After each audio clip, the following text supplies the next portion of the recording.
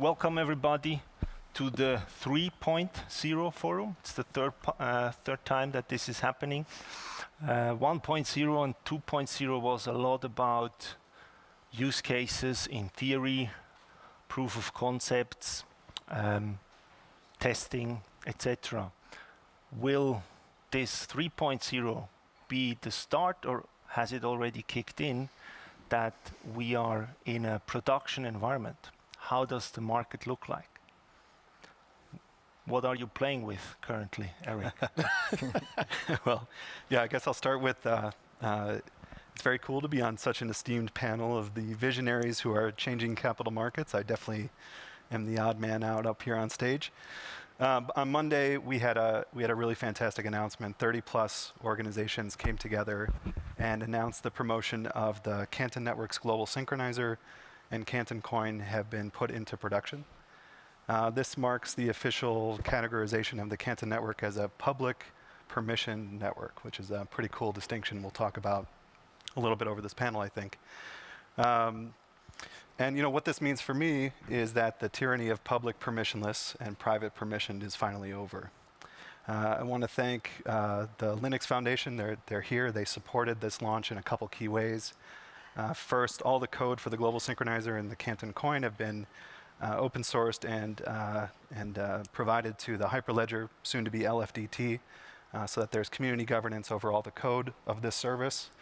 And the second way that they supported this launch was that they supported the formation of a foundation that'll help govern this infrastructure in Canton Coin. And so, you know, again, it's just a really important distinction from what is ordinarily considered just a false choice between public permissionless and private permissioned. And I think this term public permissioned is yet to really be fully defined in the ecosystem. But the way we like to think about it is just think about the internet. It's an experience that's already deeply familiar to everybody here. It's clearly a public network. Anyone with a browser can access anything in that ecosystem. Everybody goes to the same place. Everybody can find all the apps. But that doesn't mean I get to see all the bank accounts in HSBC. It doesn't mean I get to see all the securities positions at the DTCC. So when I go to join one of these apps, I step into their boundary of control. And that's exactly the way that Canton works, with one very important distinction from the internet today, where we have native interoperability, which again, I think is going to be a big topic here. And so, you know, we're really excited to have the opportunity to start to take the trillions of dollars of real-world assets that are moving through the Canton Network and start to connect them together and demonstrate what it means to no longer have silos and messaging and reconciliation, but instead have this native transactional experience across all the different apps in the ecosystem. So very proud to be one of the members that have launched this decentralized ecosystem. I guess maybe put simply, public blockchain is finally open for business for regulated institutions and real-world assets at scale. Cool. Congrats again for the announcement. John, Matthew, what happened since the green bond issuance in February? Matt, do you want to start? I'll leave it with you. So I think a lot has happened since then. I think the significance of that transaction, which HSBC, Goldman, and Syndicate, 4 other banks did in Hong Kong, is just actually related to some of the themes that Eric has mentioned there, is this market needs to scale. I think the significance of that transaction was probably the first time across capital markets we saw something at benchmark liquidity size. We saw oversubscription in the primary issuance, we saw secondary trade, and we saw repo activity. And I think a few observations on why we experienced that. I think one of the key decisions was integrating a natively digital platform into the account access channels of a CSD. Yeah. I think it's very important when developing digital asset markets to make sure investor access is as easy as possible. Investment firms are very busy. There's no time to build specialist connectivity to entirely novel platforms, I think. So that's a good way of kickstarting liquidity and seeing those kind of real-world market impacts. And I think going forward, we're going to see more transactions of benchmark size, not just in Hong Kong, but elsewhere. And some of the infrastructure, which Eric has talked about, can certainly aid that kind of market development, I think. Yeah, I think you touched on many of the key points. I mean, from my perspective, I think the markets really is focused on creating scale, and you need to get that through interoperability, but you've also got to have the confidence of privacy and control. And I think, the announcement yesterday, I think was, a long time in the coming, and I think it's fantastic to really see how that kind of moves the market forward. From my perspective, a lot of the deals that we're focused on are primarily around, like I say, creating a market. Liquidity is key naturally. Everyone talks about it, easier to say than actually kind of do. And I think, and we'll talk about this a little bit more later on in the panel, I think there are different ways that you can do that over time, and it depends on the jurisdiction as well. But I think, you take Asia, for example, there's 40 CSDs. So it's a very, very fragmented market. So it's interesting as you need to get the scale, how many and which CSDs you actually would plug in to your platform. But liquidity, scale, and I think just getting the market to coalesce, around platforms, networks. I think networks is probably the better word to use. And I was actually kind of talking to the top management at the bank yesterday, and I think what's actually fascinating to see over the last 6 months has been the breadth of institutions become much more active in this space. And it manifests itself in different ways. It can be through kind of the tokenization of money market funds to retail. But what it does do, it gives people the kind of the intellect and the knowledge and understanding how to do that. And then as you transition probably more to the institutional side, there are more regulations around what you can do, but the focus is still the scale and liquidity. So I think. What kind of real-world transfers examples do you see in the market, Nadi? So just building on the comments, and Eric, congratulations. We do agree it's a monumental step in the right direction. It is just to echo, it's about adoption, it is about scale, it's about liquidity and risk management.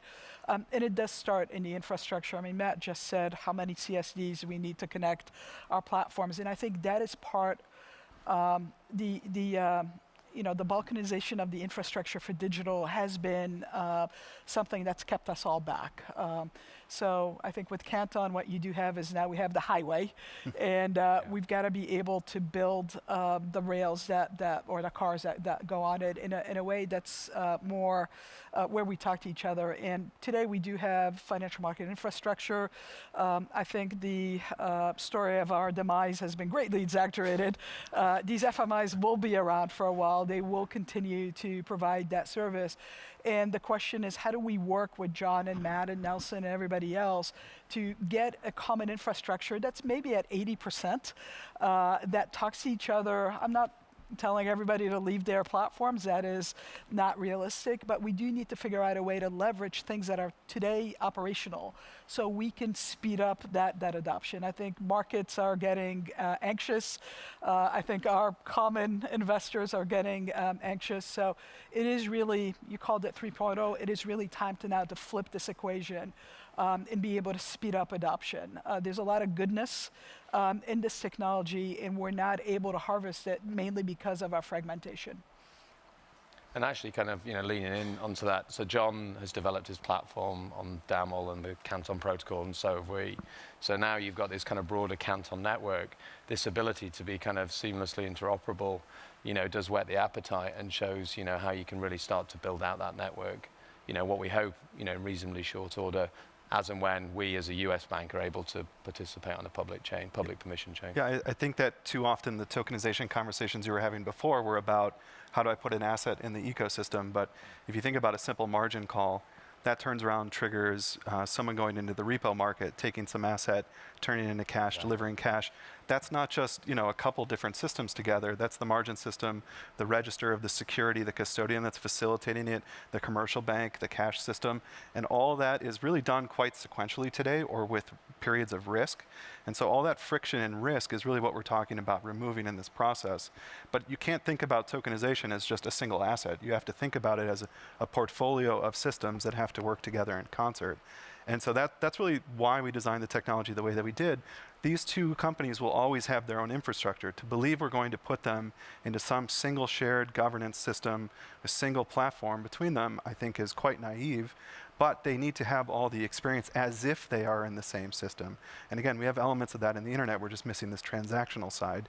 And so that's this very specific problem that we're trying to solve, is to give all of the entities here as much agency as they need to be successful and bring innovation into the market, but not let them miss the long tail of opportunity that something like a single L1 or a global layer 1 might provide from an interoperability perspective. I could just also say on that, I think if you look at the range of participants on stage today, obviously HSBC and Goldman Sachs compete, but we cooperate. We're all connected to DTCC, to CMU, which is the CSD of the HKMA. So it's very normal, I think, to build into connectivity. I think it's worth keeping in mind how nascent this market is. I said on an event earlier today at this conference that it shows how nascent a market is that every time we do a transaction, we put out a media release. I mean, that doesn't suggest a liquid market. So I think what we're talking about here in terms of the infrastructure that we can all cooperate on together is just drive, first of all, a number of benchmark liquid transactions, but we'll know we've succeeded when we stop stating every time we've done a transaction. When transactions are business as usual, I think that's an important point to reach. You're spot on, John. I think this innovation by 1,000 cuts or by press release, hopefully will start to quiet down a little bit, and we really get down to, there's an element that is really not sexy about what we do, and this is the infrastructure, the post-trade side of this, that we really need to just, roll up our sleeves, get it done. And the good news is we've got a blueprint. Not everything needs to be tossed away. I think there's a lot that we can bring together that would allow us to operate tokenized and non-tokenized transactions in a way to allow John and Matt and others to continue to operate as business as usual. It is naive to think we're going to toss away millions and years and decades of infrastructure in exchange of rails. With Canton today, we definitely have a good path forward. But we do, and to your point, we compete on one end. Actually, as market infrastructure, I don't compete anymore, so that's a good thing.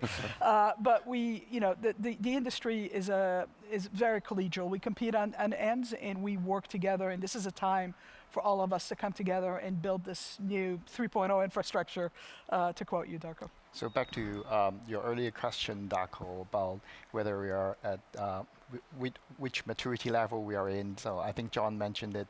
The time that we do not make press release on our next issuance, that means it's a ongoing business as usual. Now we are probably at the pilot and that business as usual stage in between. And so we are happy to work with these partners and congratulate Eric for the announcement yesterday. For CSD in Hong Kong, CMU is a depository similar to DTCC. We run similar function, but of course you guys are much bigger. And we are actually looking forward to an ideal world that we have a common blockchain networks with digital assets that all CSDs can connect to, and we can issue and we can complete the whole bond life cycle up there. But I know it may be a tall order, so I think it's a very good step that we have in the past 3 years. We start from a very ideation stage together with the BIS Innovation Hub. We call that Project Genesis, and it just talk about the possibility of digital asset. And then the year after, it's 2022, work with Goldman Sachs DAP, and we achieve on-chain DVP, so we have both cash tokens and digital asset on-chain. And earlier this year, we worked with HSBC Orion. I think it's all important steps that we all have to take to go through these learning cycles. And I think a lot of the challenge that we see is not just the technical part. Technology, I think, can accomplish what we want to accomplish. But you're talking about Matt just mentioned about 40 CSDs. I think the whole world, I think we're close to 100 probably. Exactly. Yeah, and currently we are relying on bilateral linkages. For example, Hong Kong, we are connected to Euroclear and Clearstream, and also the two major CSDs in China. But you're talking about 100 of CSDs making all these bilateral connections. is humongous. I think if there is a common layer one, of course, we can all connect to it. It will be the ideal situation. Yeah, I better stop here. Are there any other steps that are needed in order that, and sorry for the football anecdote, I mean, it's happening across the border, and you saw the game yesterday from Portugal, hopefully, where it's not sufficient to just have a Cristiano Ronaldo, which is an individual. So you need to act as a team, like the CSDs all over the world. What is needed in order to really hit this highway you were mentioning, and then also get the liquidity?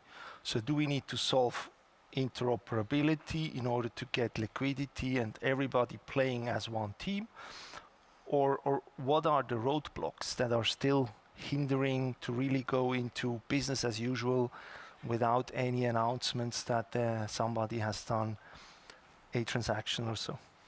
I can start generically, and then they could speak to their more specific experiences. But the things that have gone deeper into production that we have as customers started a little bit more on the edge. You know, for the participants here, they're more focused on their core businesses, and that's definitely a careful, methodical journey. But for someone that might be starting a challenger business or on something that is complementary to something that they already do, a little bit more greenfield, they can get a lot deeper sooner because they are pioneering that path and figuring it out. What they run into is just really the education about why someone would want to adopt this. And again, what you have to prove early in that journey is the direct benefit to the participants, and being able to express that clearly, make the on-ramp for those participants as seamless as possible. And so that means, you know, finding the areas where the differentiation adds value.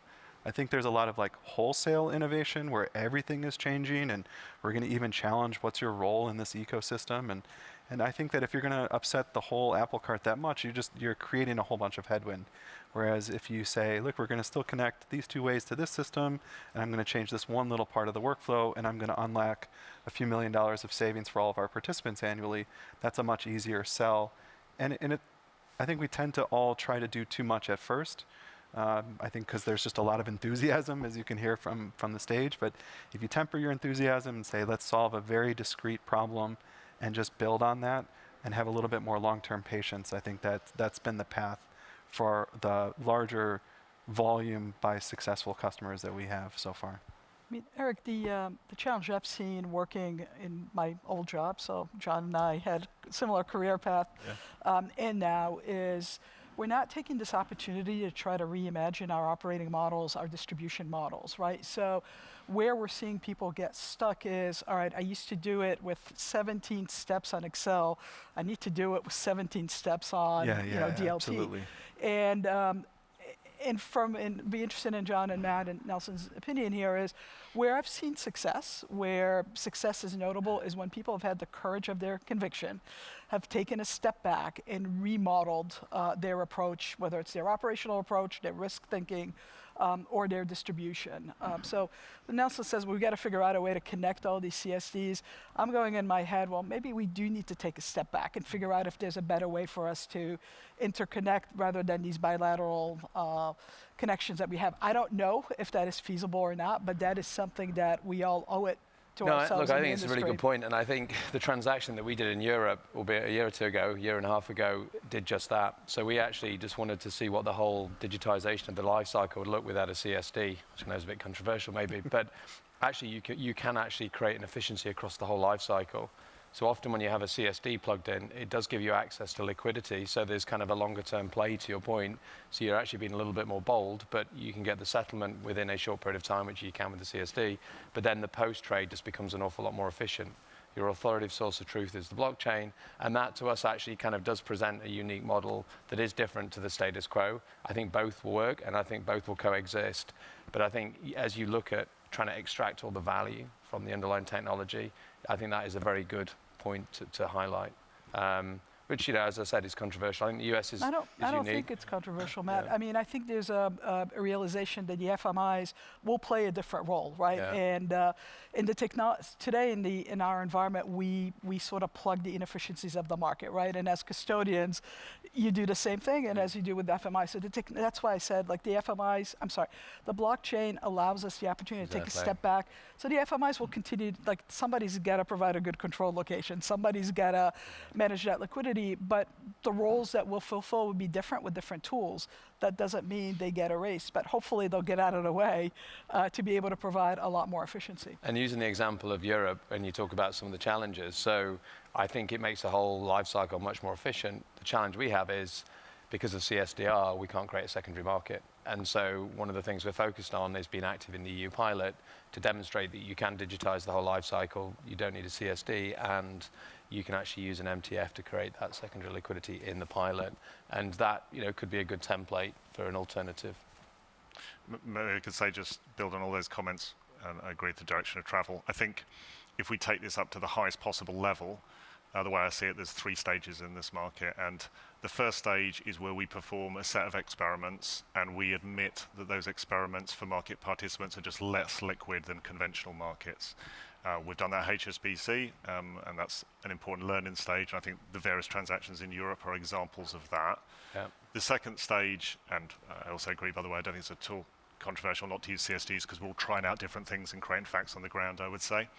The second stage, which I think we're just in now, we're just moved into, is we're doing transactions which are true benchmark size. So the transaction we all mentioned in Hong Kong, that was more than $1 billion US of demand. So we can say with confidence that's benchmark size kind of transactions. I think there'll be a lot more of those.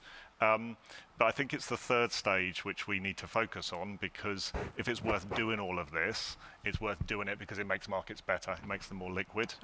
And certainly, I think there's a lot of benefits of this technology, but I think the principal benefit is more rapid settlement finality of transactions, allows you to trade more frequently, greater trading velocity. And I think we can realize that across some of the infrastructure arrangements that we've all been talking about. And just the last word is, we spend a lot of time talking about interoperability to realize liquidity, and I think it is a means to that end. But I personally, it's just a preference, I like interconnectedness, because I think the point is, our systems where we work together today, they're not an identical set of systems, but we need to make sure all our systems are interconnected and work in an efficient manner.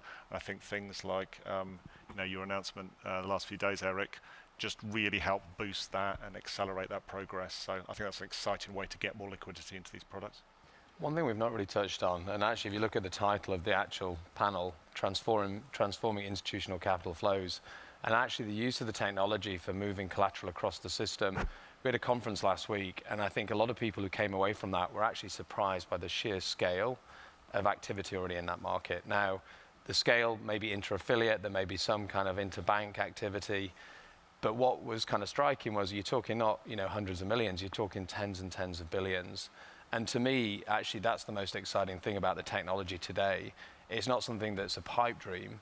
Actually, if you use it for kind of intraday liquidity purposes, be that repo, be that FX, thinking about repo on a term basis, and even kind of the collateralization probably a little bit further down the line for derivatives, this can have an absolutely profound impact. You can de-risk the market, and you can reduce kind of counterparty risk and just make the whole thing just much more seamless.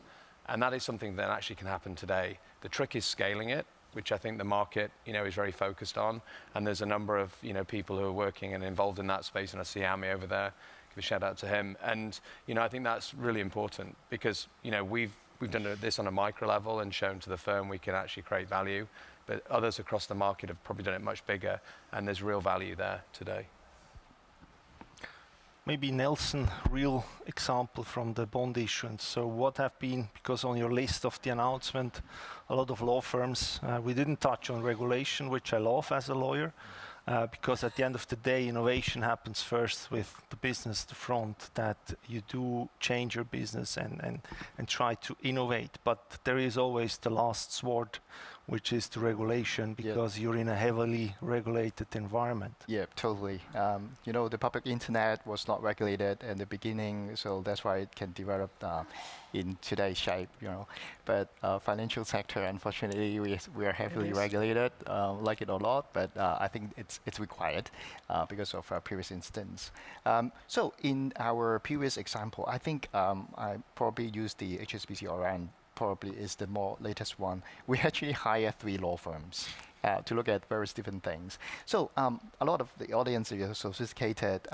So you may have thought of, oh, okay, tokenized assets, it's new. But in fact, we do have the new and old connected together. The new one is a blockchain network, but it's the HSBC Orion. But underneath is still the legacy platforms. So we connected both, allowing the assets to be transferred or in between this the two platforms.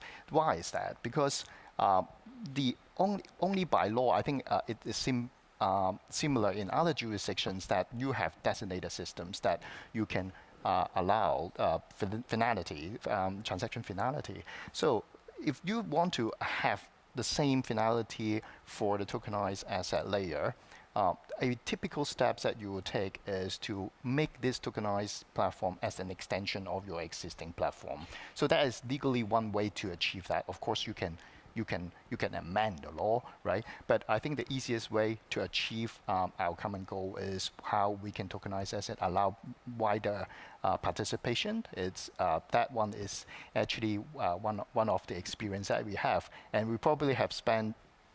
John, probably 60% of our resources on legal aspects? Or Lots of lawyers. Lawyers having a good time on this. Yeah. Maybe I could just add into that. I think it illustrates a few things which are pretty interesting globally, the Hong Kong examples, because as Nelson says, you can connect a natively digital platform like our platform to a CSD and offer those account routes. Our platform is in Luxembourg as well, and there we perform the securities transfer under a particular set of licenses in Luxembourg, which are quite similar, but not the same as CSD licenses. So I think in each jurisdiction, there's opportunities for different regulatory constructs which can realize security settlement. And then the other dimension is whether we're interested, and I think we're all interested in both, in natively digital issuances or tokenized copies of existing bonds. I think both have a place. And we need to keep in mind that there's obviously a vast range of existing assets, so tokenized copies can be particularly appropriate there, but it's interesting for all of us, I think, to be doing natively digital issuances as well. So there's lots of different flavors of this, and it all goes to that concept of mobilizing capital and capital flows. Exactly. Yeah, and there's a lot of design in Canton that takes into account these requirements. If you think about how a lot of the other layer ones work, there's this concept of shared validation, and I just think that puts you into an entirely different legal agreement in terms of, well, who really controls these assets? How do you secure them? How are you the party that guarantees that this gets updated in your system specifically? And I'm looking at the DTC in this particular way. They have some very nice sort of designations about them being the controlling party on that ultimate ledger. The moment you make that 2 validators or 3, are they still completely in control? And in Canton, you don't have to make that decision. You can design exactly who is the validator for each piece of data and how and under what conditions.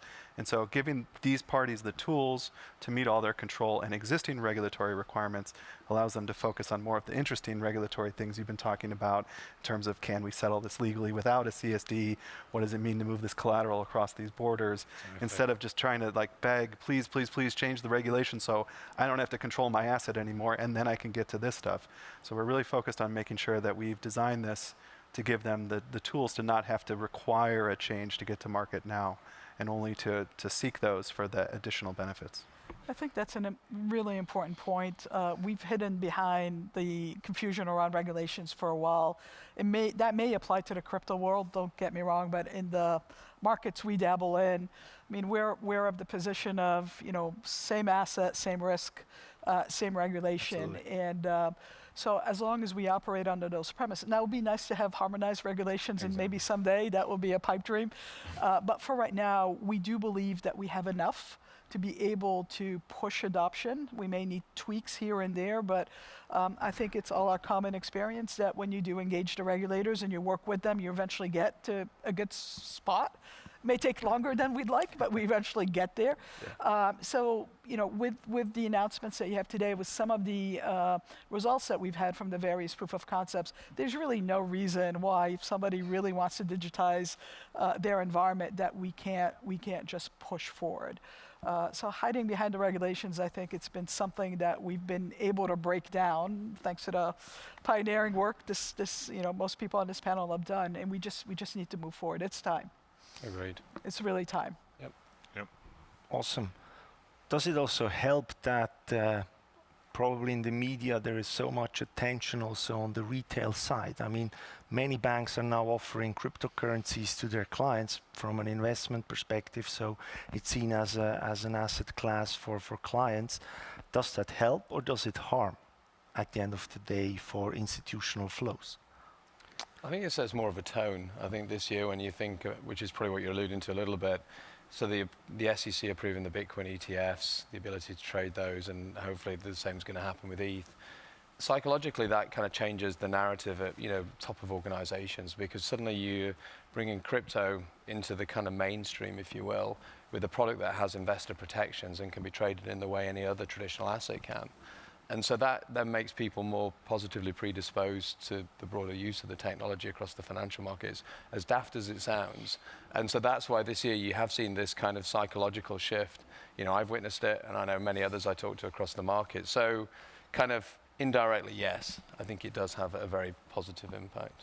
I think it's a useful tactic for many. There's a really strong pool of demand that allows them to enter into the new ecosystem in a pretty narrow way, and then how they lever that into a broader business or how they turn that into a bigger opportunity, I think is just a very useful tactic.